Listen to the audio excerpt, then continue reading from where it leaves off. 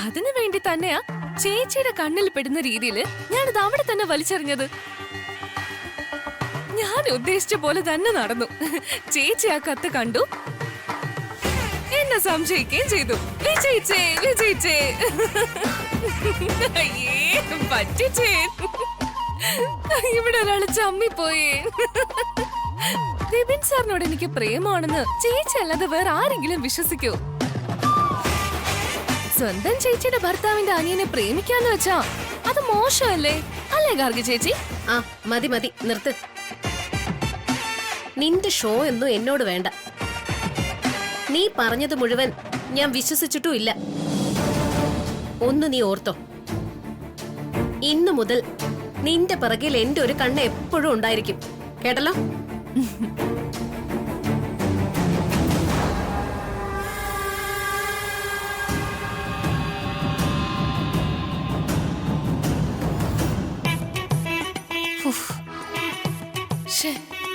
വല്ലാത്ത അബദ്ധമായി പോയല്ലോ. പണി പാളി. അപ്പൊ ഇനി ഗാർഗി ചേച്ചി നമ്മുടെ പിന്നാലെ തന്നെ ഉണ്ടാവും. ഇനി സൂക്ഷിച്ചും കണ്ടും കൈകാര്യം ചെയ്തില്ലെങ്കിൽ 8ന്റെ പണി കിട്ടും.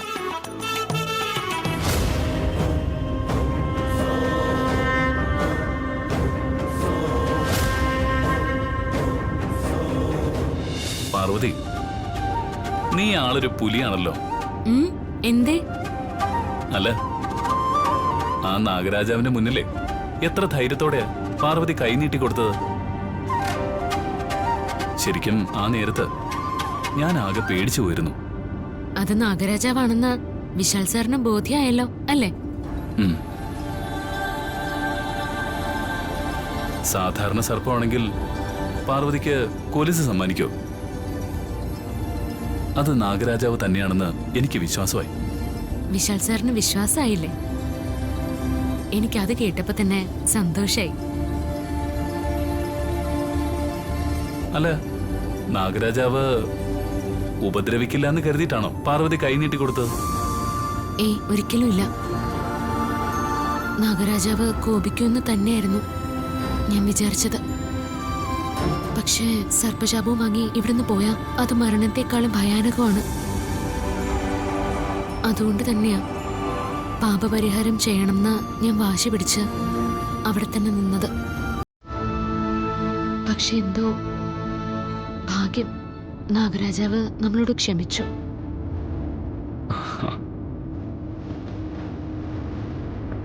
അത്ഭുതം തന്നെയാ.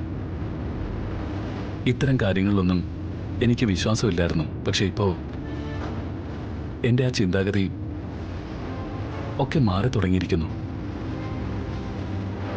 പാർവതി, ഞാനൊരു കാര്യം ചോദിക്കട്ടെ? പകല് നല്ല ധൈര്യത്തോടെ നാഗരാജാവിന്റെ മുന്നിൽ കൈനീട്ടിയ പാർവതിക്ക് രാത്രി കറണ്ട് പോയപ്പോ പെട്ടെന്ന് എന്ത് സംഭവിച്ചു?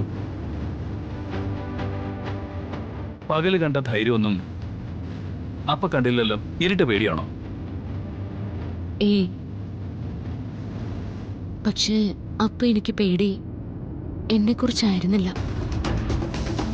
വിശാൽ സാറിനെ കുറിച്ചായിരുന്നു. കറണ്ട് പോയ സമയത്ത് വിശാൽ സാറിന് എന്തെങ്കിലും അപകടം ഉണ്ടായാലോ എന്നായിരുന്നു എന്റെ പേടി.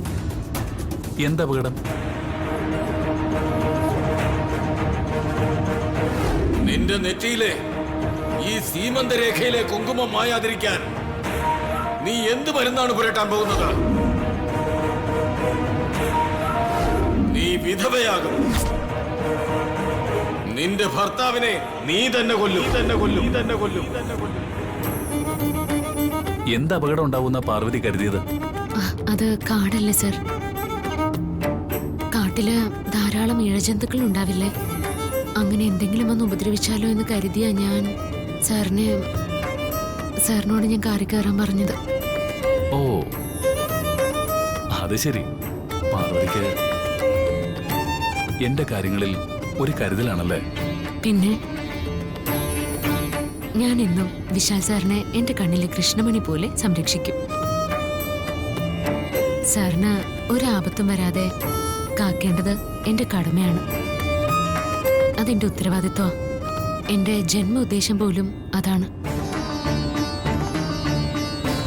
അങ്ങനെയാ ഞാൻ വിശ്വസിക്കുന്നത്.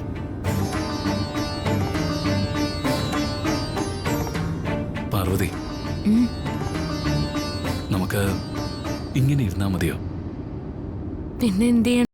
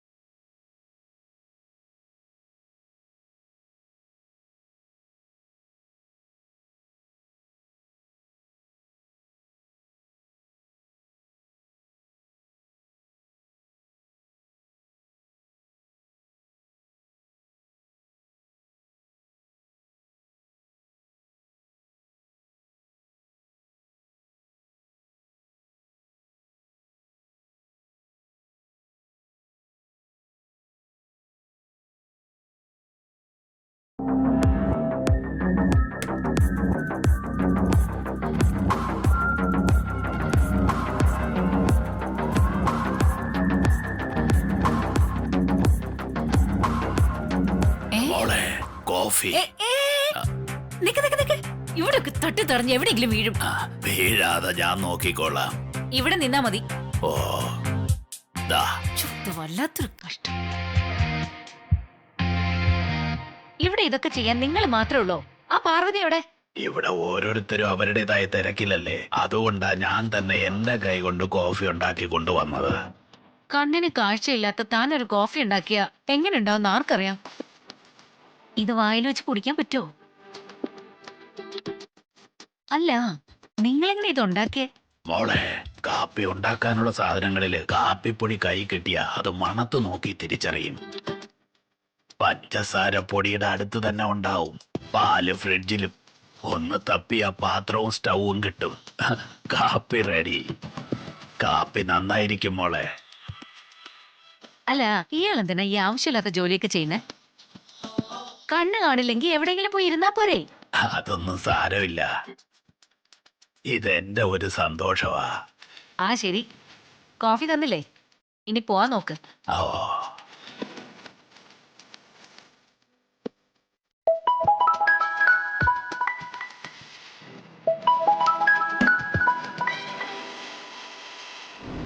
ഹലോ. ആ എന്തൊക്കെയുണ്ട്?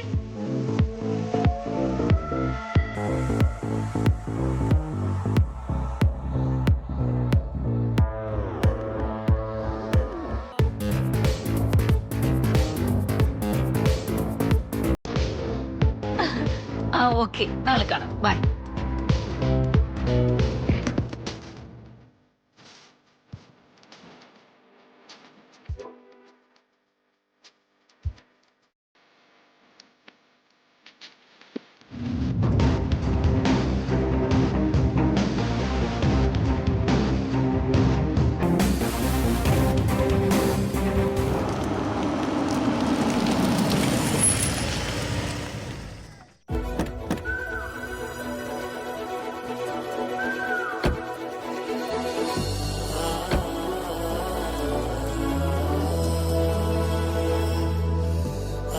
താനേ നല്ല ഉറക്കായിരുന്നല്ലോ. ഇടയ്ക്ക് ഞാനൊന്ന് മയങ്ങിപ്പോയി. ഉറക്കമൊന്നും മാറിയില്ലേ? മാറിയില്ലെങ്കിലേ നിന്നെ ഇവിടുന്ന് ബെഡ്റൂം വരെ തൂക്കിയെടുത്തോണ്ട് പോട്ടെ. ഏയ് അതൊന്നും വേണ്ട. എന്താണ് തനിക്കൊരു നാണം? ഞാനല്ലേ എടുക്കുന്നത്. എന്നാലും വേണ്ട. വാ പോവാം.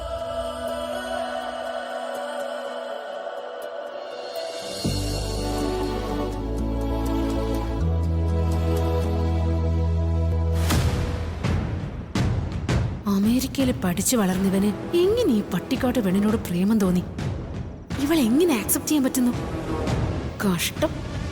അവളുടെ ഒരു നാണവും പ്രേമവും എല്ലാം ഞാൻ അവസാനിപ്പിക്കും. ഇവളെ ഏത് വിധേനയും ഇവനിൽ നിന്നും ഞാൻ പിരിച്ചിരിക്കും. വിശാലേ, നീ എന്റേതാ. നിന്നെ ഞാൻ സ്വന്തമാക്കിയിരിക്കും.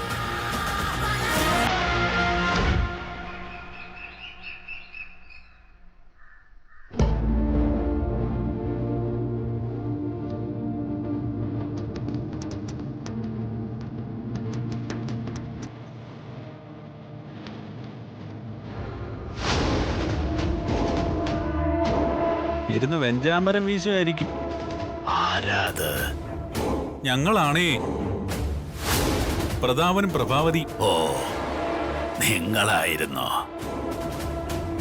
എന്താ കാര്യം? ചന്ദ്രൻ മുത്തശ്ശന്റെ സുഖവിവരം ഒന്ന് അന്വേഷിക്കാമെന്ന് കരുതി വന്നതാ. മുത്തശ്ശന് സുഖാണോ? ഈശ്വര കടാക്ഷം കൊണ്ട് സുഖം തന്നെയാ. അതെ, അന്ന് അള്ളു കയറിയ കാലിലെ പരിക്കെങ്ങനുണ്ട്? അല്ല, പാർവതി മരുന്ന് വെച്ച് കിട്ടിയെന്നൊക്കെ അറിഞ്ഞു. ഇപ്പൊ എങ്ങനുണ്ട്? മുറിവ് ഉണങ്ങിയോ? കാലിലെ മുറിവ് ഉണങ്ങിയാലും അതിന്റെ നീർക്കെട്ട് കൈയിലേക്ക് ബാധിക്കും. അങ്ങനെ വല്ലതുണ്ടോ? കൊള്ളാം. എന്റെ കയ്യിലെ തൃശൂലടയാളം കാണാനാ രണ്ടും കൂടി അടവുമായി വന്നിരിക്കുന്നത്. എന്താ മുത്തശ്ശ? പ്രതാപൻ ചോദിച്ചത് കേട്ടില്ലേ? മുറിവ് കഴിഞ്ഞോ? കയ്യിലേക്ക് നീർക്കെട്ട് വല്ലതും ബാധിച്ചോ? അങ്ങനെ നീർക്കെട്ടോ അതിന്റെ ബുദ്ധിമുട്ടുകളോ എനിക്കില്ല. ആഹാ, എവിടെ നോക്കട്ടെ. ഷർട്ട് ഫുൾ സ്ലീവ് ഇട്ടല്ലേ നടപ്പ്. അപ്പൊ എങ്ങനെയാ കാണുന്നേ?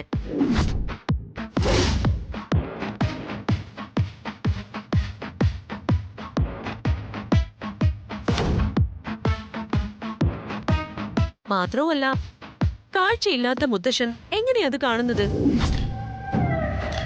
അതിനെ ചേച്ചി ഫുൾ സ്ലീവ് അഴിച്ചു നോക്കിയ പോരെ. അതൊക്കെ എന്തിനാ? എനിക്ക് കുഴപ്പമൊന്നുമില്ല. ഞാൻ പറഞ്ഞില്ലേ, അത് പോരെ. മുത്തശ്ശ, ദേ ബട്ടൺ അഴിച്ചു നോക്കണം. നോക്കിയേ തീരൂ. ചേച്ചി പറഞ്ഞ പോലെ ചന്ദ്രൻ മുത്തശ്ശന് കണ്ണു കാണാത്തോണ്ട് അവസ്ഥ എന്താണെന്ന് അറിയില്ലല്ലോ. അതെ അതെ പ്രതാപ, നീ അതൊന്ന് അഴിച്ചു നോക്കിയേ. ആ, കാണിക്കിങ്ങോട്ട്. വേണ്ടാന്നേ, അതിന്റെ ആവശ്യമൊന്നുമില്ല. ദേ, അതൊന്നും പറഞ്ഞാൽ പറ്റില്ല. അഴിച്ചു നോക്കണം. നോക്കട്ടെ. എന്തിനാ മുത്തശ്ശ കൊച്ചു പിള്ളേരെ പോലെ ഇങ്ങനെ ബലം പിടിക്കുന്നേ?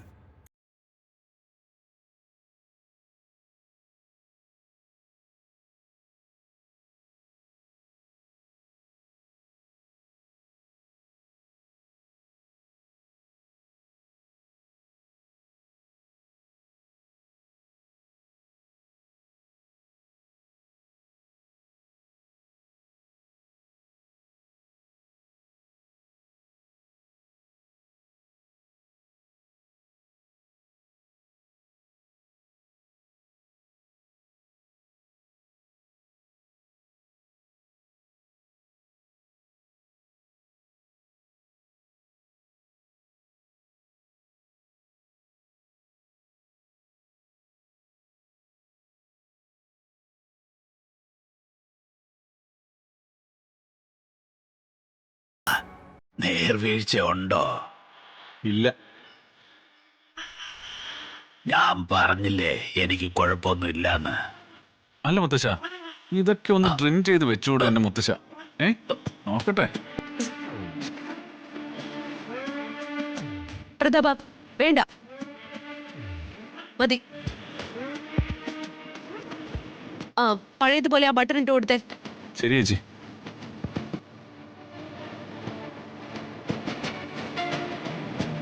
അറിയാതെ പോലും അപരന്റെ വീഴ്ചയിൽ ആനന്ദിക്കരുത്. കാരണം പേഴാതിരിക്കാനുള്ള ഉറപ്പൊന്നും നമ്മുടെ പാദങ്ങൾക്കോ ജീവിതത്തിനോ ഇല്ല. അത് രണ്ടുപേരും ഓർമ്മിക്കുന്നത് നല്ലതാണ്. ഓ, സാരോപദേശത്തിന് നന്ദി. അങ്ങയുടെ ഉപദേശം ശിരസാ വഹിച്ച് ഞങ്ങൾ തൽക്കാലം യാത്രയാവുക. ഓ, വരട്ടെ. വാ.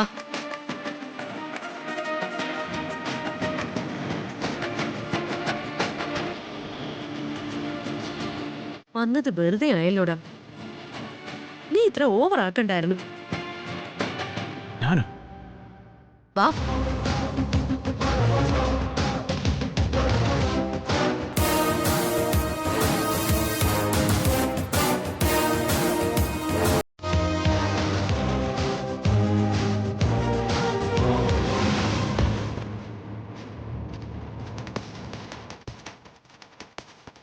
മുത്തശ്ശ. ഇതാരാ? ഗാർഗി മോളാണോ? അതെ. എന്താ മോളെ? അമ്മയും അങ്കിളും ഇവിടെ നടത്തിയ പ്രകടനം ഞാൻ കണ്ടു. അവര് പറഞ്ഞതേ കള്ളോ. ദേ മുത്തശ്ശന്റെ കയ്യിൽ നല്ല നീരുണ്ട്. പാർവതി എന്നോട് ഇതേക്കുറിച്ച് സൂചിപ്പിച്ചിരുന്നു. ഒരു തൈലം പുരട്ടി കൊടുക്കണമെന്ന് പറഞ്ഞിട്ടുണ്ടായിരുന്നു. പാർവതി ഉണ്ടായിരുന്നെങ്കിൽ അവൾ ഇതൊക്കെ ചെയ്തേനെ. ഇപ്പോ അവളിവിടെ ഇല്ലല്ലോ, അതുകൊണ്ടാ ഞാൻ വന്നേ. അതൊന്നും വേണ്ട മോളെ. അതൊന്നും പറഞ്ഞാൻ പറ്റില്ല. തൈലം പുരട്ടണം. അതിനു മുൻപ് വെള്ളം കൊണ്ട് തുടയ്ക്കണം. ദേ ഈ ബട്ടൺ ഒന്ന് അഴിച്ച്.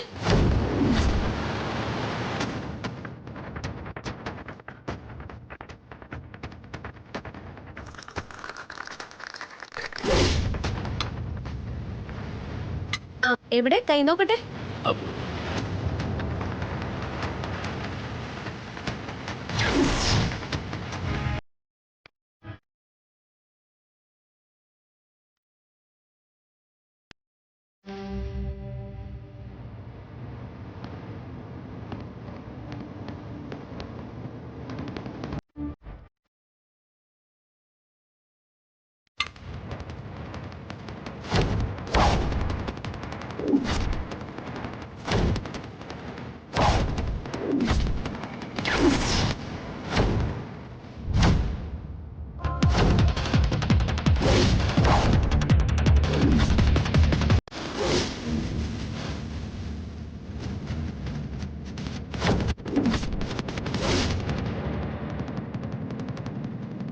ഇതെന്താ ഈ തൃശൂല മുദ്ര? ഇതെന്തിനാ മുത്തശ്ശൻ മറച്ചു വെച്ചിരിക്കുന്നെ?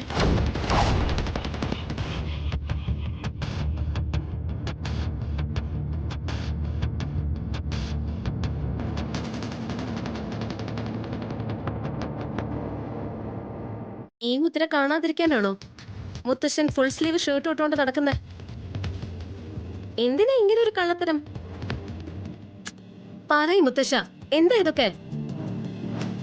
പറയാനാ പറഞ്ഞേ, ഇല്ലെങ്കിൽ ഞാൻ ഇതിവിടെ എല്ലാരോടും പറയും. അരുത് മോളിപ്പോ ഇവിടെ കണ്ടതൊന്നും ആരോടും പറയരുത്. ഇതിന് പിന്നിൽ ഒരു വലിയ കഥയുണ്ട്. സമയമാകുമ്പോ ഞാനത് മോളോട് പറയാം. പറയും.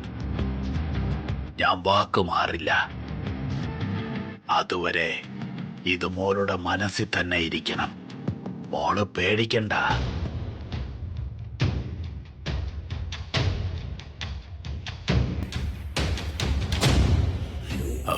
ഞാനൊരു കള്ളനോ കൊള്ളക്കാരനോ കൊലപാതകയോ ഒന്നുമല്ല. ഒരു സാധുവാ. മോൾക്കെന്നെ വിശ്വസിക്കാം. വിശ്വസിക്കണം. മോളെന്താ ഒന്നും മിണ്ടാത്തത്? മോൾ എന്നോടൊപ്പം നിൽക്കില്ലേ? ശരി, ഞാൻ നിങ്ങൾ പറഞ്ഞതൊക്കെ വിശ്വസിക്കാം. ഇതൊക്കെ രഹസ്യമായിട്ട് തന്നെ സൂക്ഷിക്കാം. ഇതൊന്നും ഞാൻ ആരോടും പറയാനും പോകുന്നില്ല. പക്ഷെ എന്റെ അമ്മായി അമ്മ, ആ പ്രഭാവതി അമ്മയെ നിങ്ങൾ സൂക്ഷിക്കണം. അവരൊരു നിസ്സാരക്കാരിയൊന്നുമല്ല. ആരുടെയെങ്കിലും പേരിൽ എന്തെങ്കിലും ഒരു സംശയം തോന്നിയ അവരത് വെറുതെ വിടില്ല. അത് ഓർമ്മ വേണം.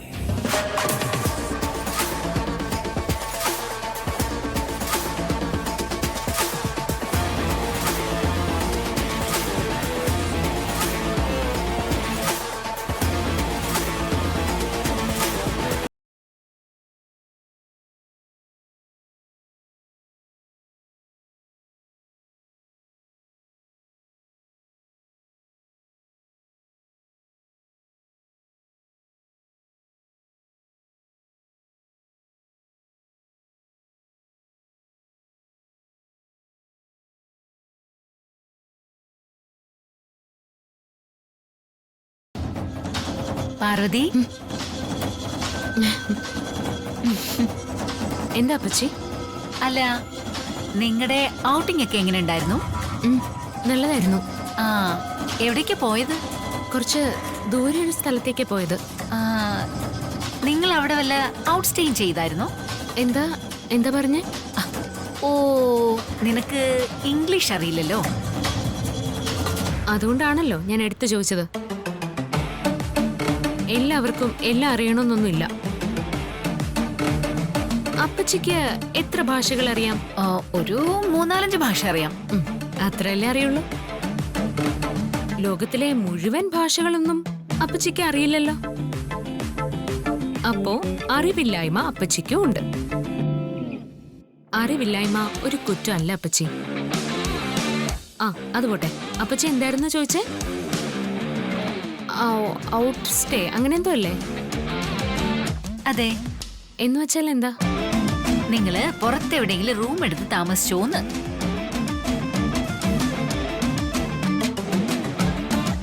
അല്ല, അത് മാത്രം അപ്പച്ചിക്ക് അറിഞ്ഞാ മതിയോ? അല്ല, എല്ലാം മൊത്തം ഒന്ന് വിശദമായിട്ട് പറയും. അപ്പച്ചി, നിങ്ങൾക്ക് നാണം ഇല്ലേ?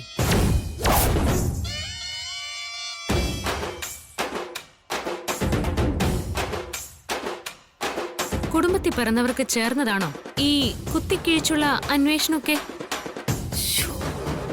ഭാര്യ ഭർത്താക്കന്മാരാവുമ്പോ പുറത്തു പോവും.